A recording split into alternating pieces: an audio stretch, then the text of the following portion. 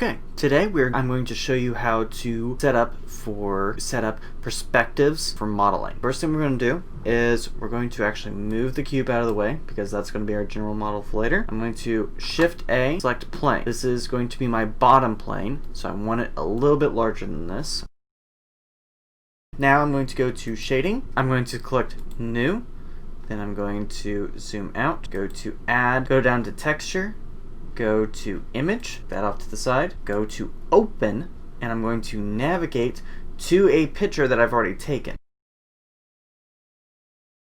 Now this first one's going to be my top down, so I'm going to select my top down photo that I've taken, click open. I'm going to go from color to surface. Now that I have this linked up correctly, when I go to Viewport Shading Material Preview, it will show my reference art that I can now model to. Now I'm going to go back to Layout, and I can see that my image is slightly squashed. The perspective I want. For all future perspectives, I need to match my scaling to this photo.